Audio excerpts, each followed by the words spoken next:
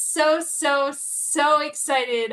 Came on early today because I couldn't contain my excitement for my guest today. If you don't know me, I'm Dr. Gina Anderson. I'm a learning scientist, an educator, author, and I'm a lifelong believer in the power of human potential. This season 4, is all about the courage to create. And I am going out and I'm finding guests that really talk about how innovation rarely begins with perfect conditions. And in fact, you're going to hear today how it usually begins with a problem and curiosity and learning. But the one thing it requires is the courage to take the first step. Neuroscience shows that when we embrace new experiences and challenge ourselves to learn, the brain actually forms new neural pathways and it strengthens our capacity for creativity, problem solving, and growth. Every small step forward literally reshapes our brain and it turns possibilities into progress. And that is why today my guest is DeShon Brown. He is not only in the transportation space, but he was a driver and he focuses on safety, risk, and governance executives. And he is a patent pending inventor, you all. And I can't wait for him to share. I don't know if he can share or not, but he is the author of Leading Before the Incident. He has written several books and he has 2 decades of experience leading complex transportation and logistics operations. I am so excited for him to talk about his invention and what he does to have the courage to create. His story reminds us that innovation isn't always about inventing something new necessarily, but having the courage to see what others overlook, and he creates a better way forward. So DeShon, thank you so much for joining me today. I would love for you to share with the audience who you are and what you had the courage to create or what you're creating, because you seem to be always creating. Thank you, Gina. I'm glad for the opportunity. Glad to be here. So my background is in transportation safety, regulatory compliance, operational risk. I have about 23 years of experience in the industry. I started off close to the work. So I started off in a warehouse as a Wow. driver and as a driver. And so that really shaped how I understand leadership decisions. And Mhm. I understand how that, affects real people and real operations. And so because I've been on both sides. And so that led me to write, the Leading Before the Incident series. Oh. So book one is Leading Before the Incident, Why Executives Are Further from Reality Than They Realize. That's Mm. available now. Book two of that series is why bilingual leadership, why the best Oh. executives speak both operations and safety.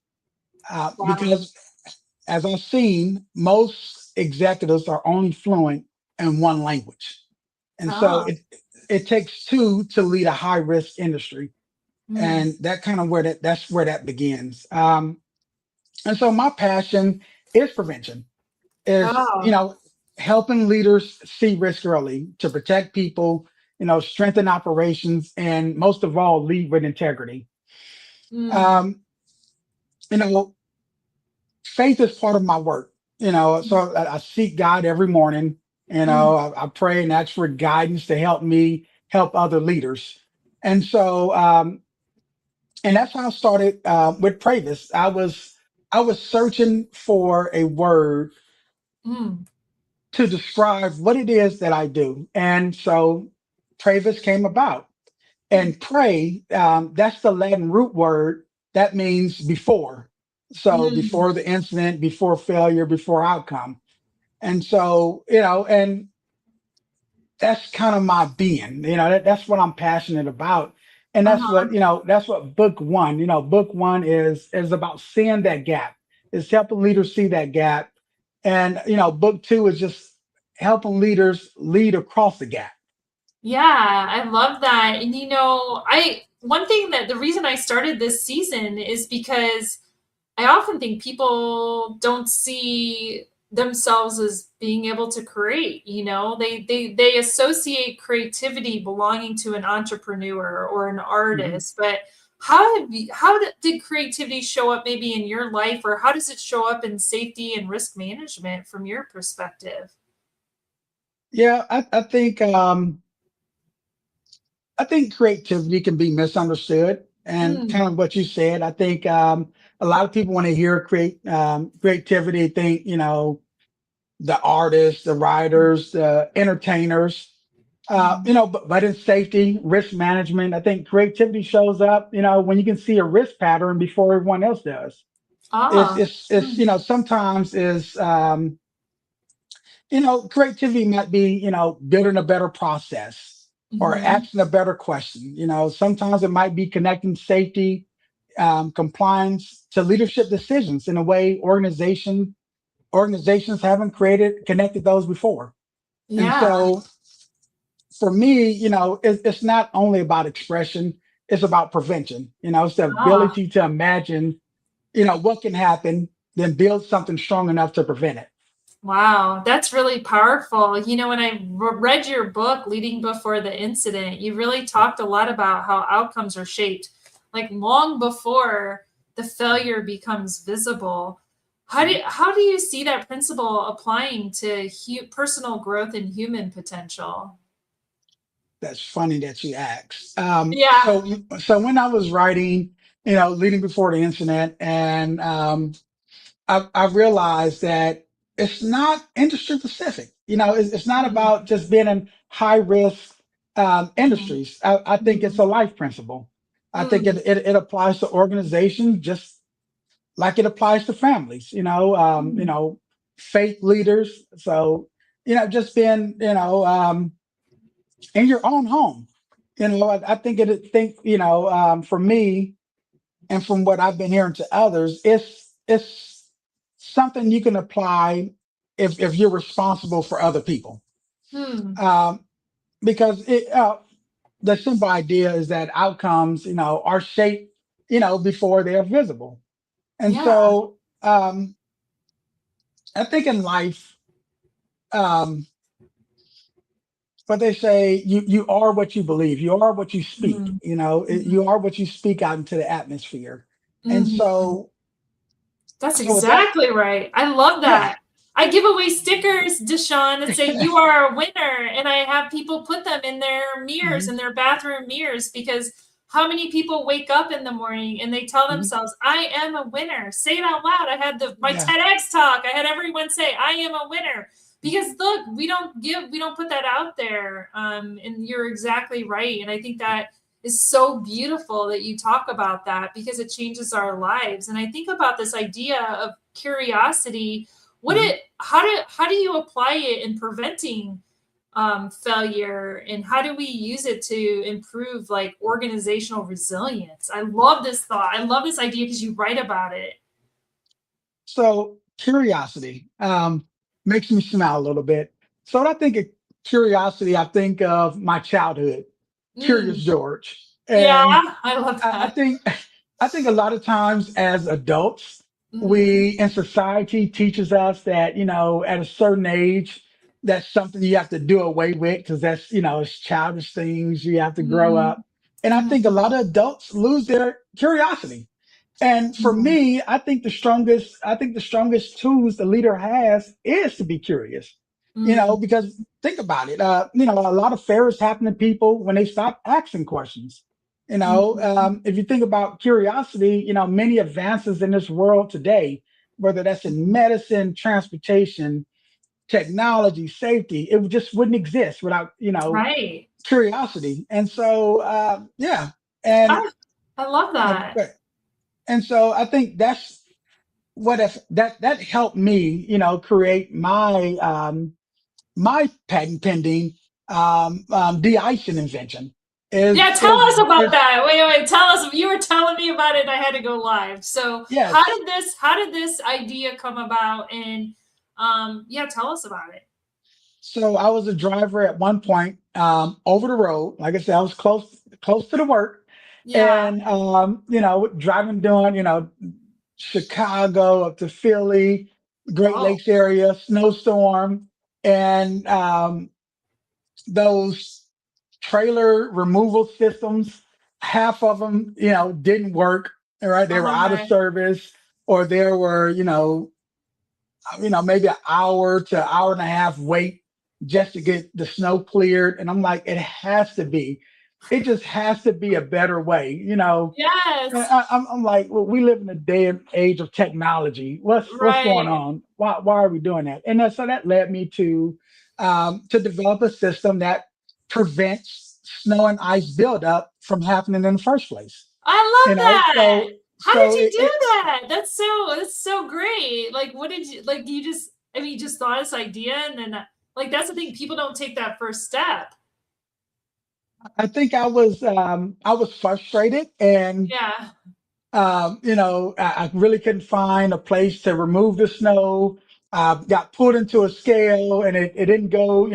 They let me off, and so Oh, I'm like, God, it has to be a better way. At least show me the way. Show me something, right. because Yeah. this is crazy. And so that's what led me um, to design and build that out. Wow. So can we buy this somewhere? Is this something we can get, or is it not on market yet? Or you can't talk about it? I don't know how So, protected this is. Yeah, so we're in talks with some trailer manufacturers Oh, now, okay.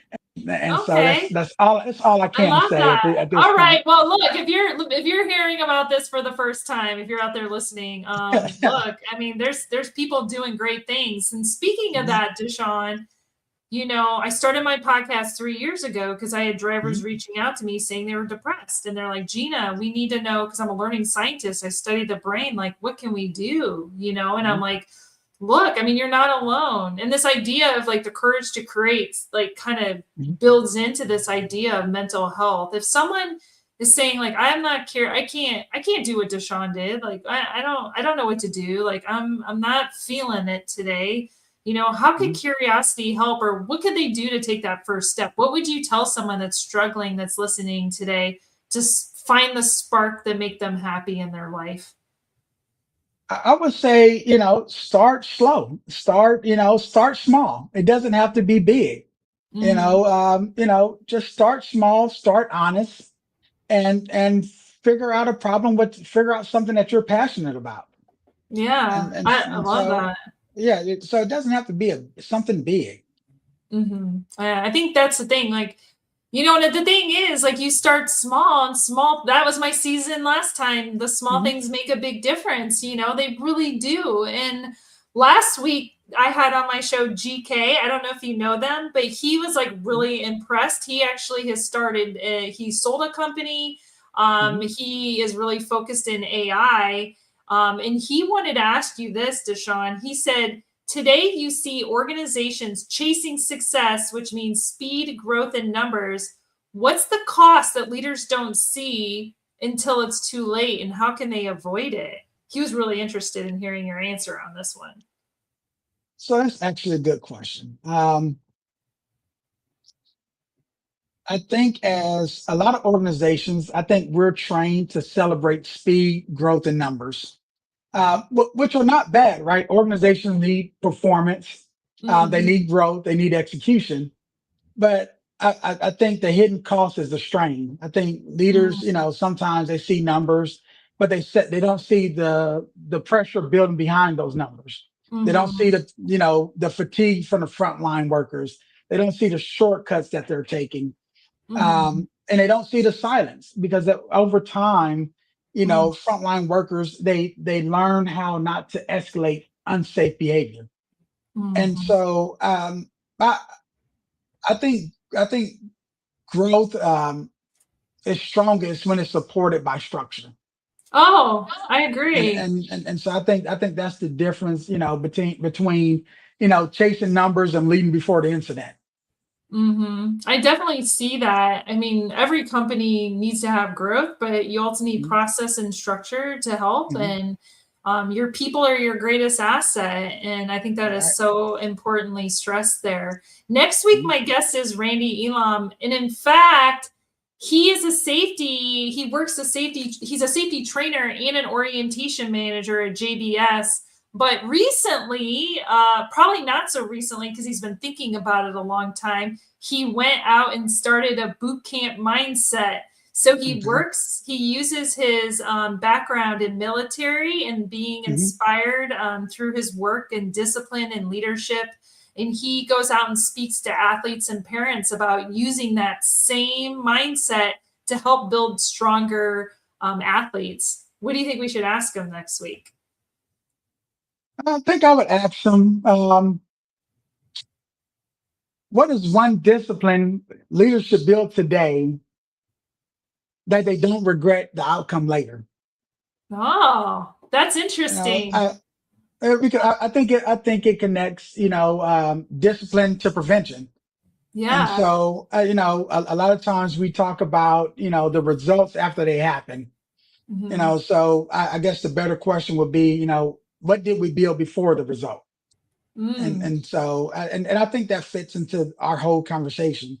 Yeah, So absolutely. That's a great question for him. I can't wait to see what Randy says next week. It'll be really good because he's making an impact out there as well. I think mhm, about like his organization. I mhm, think about many fleets that are out there that they want to have high performance. They mhm. want to have high performance, but you also don't want to sacrifice human well-being. So how do you do that? How do you support high performance, but also have a keen eye on human well being without sacrificing one for the other?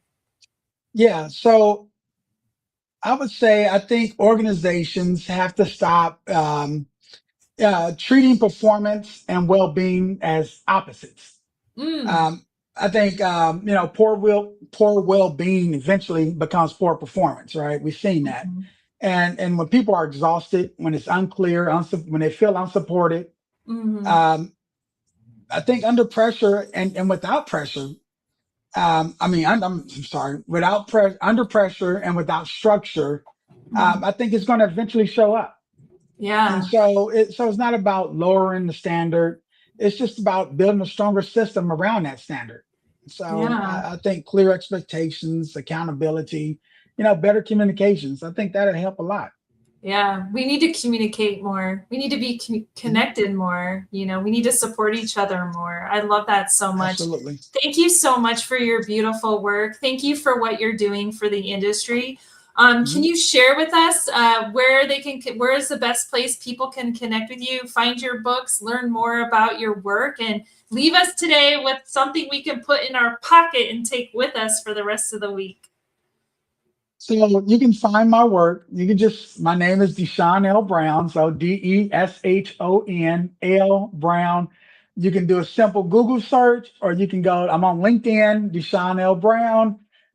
You can find my work on pravis.org. That's Mm. praevis.org. So book one, Leading Before the Incident, Why Executives Are Further from Reality Then They Realize. That's available now where books are sold. Book two will be out, Bilingual Leadership, Why the Best Executives Speak Both Operations and Safety. That releases on Thanksgiving Day, 11/26/26. Whoa! I'm there for that. That's So, awesome. so you can pre-order now. And those two books, they connect directly.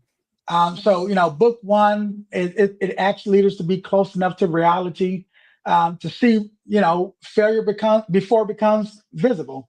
Mhm. We don't I have a chapter in the book called the undercover boss moment. So Oh, that's something we don't want, right? Little right, surprise. And so right. book two, it connects leaders, right? It challenges leaders to speak both languages, to speak Mm, both operations and safety, and it challenges board members. It challenges, mm. our executive leadership, to speak both languages, I love that. and because you can't have one without the other, Hmm. and they both are necessary. Got it. Well, Thanksgiving Day, we'll be on the lookout for it. Thank you so much. Thank you for coming on my podcast and keep creating, keep having the courage to create. And I hope everyone reaches out to you. And until next time, everyone, be kind and be safe and keep spreading sunshine. But until then, we'll see you later. Okay, thank you.